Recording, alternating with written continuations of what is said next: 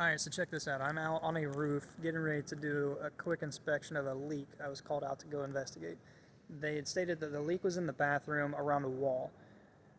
My experience when I get those kind of calls, it's typically the pipe that goes through a wall that it goes through the roof, but it goes through a wall into the house. And so when they flush the toilet or drain water, air can flow in behind it so it doesn't cause that classic gurgling in the rest of the fixtures in the house. So with that being said, where they told me the leak was, I'm thinking it's going to be a quick stop. It's probably the rubber boot around a pipe boot around the pole or the drain. Long day. That's not the case. I've seen this before, but not since I've had this YouTube channel, so I haven't really shot it. So I am shooting it for you. I've seen this I see it a couple times a year actually. And raccoon tried to make its way into a house. They're just trying to find a nice warm shelter to live in. I've seen it before. This is not wind damage. This looks like they had pulled and pried. They can get a little area, get their hand around it. They'll start ripping shit up. I've seen it before. It's not all blown in one direction. It's just scattered about in a circle. It is an older roof. They probably found some nice little tarry spot and got into it and started clawing, pulling it apart.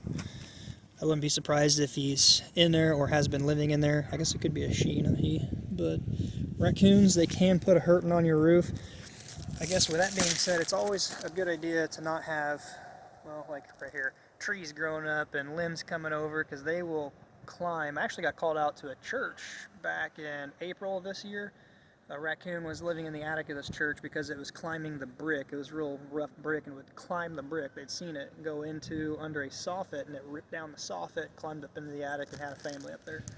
They said, I think they said like 3 or 5 raccoons they removed out of there from a what do they call that, wildlife something or another. But keep your limbs pruned back.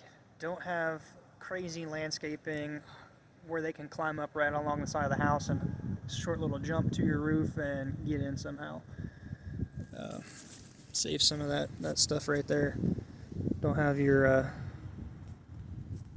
raccoons and wildlife in your house with you.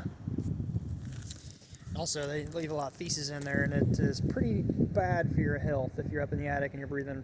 I actually did another call. I filmed it, not because of raccoon, but there's definitely raccoon crap in the attic, so wear a mask, because that stuff's not good for your health. Anyway, Brian with Grand Roofing. This is an odd one. Raccoons in the attic.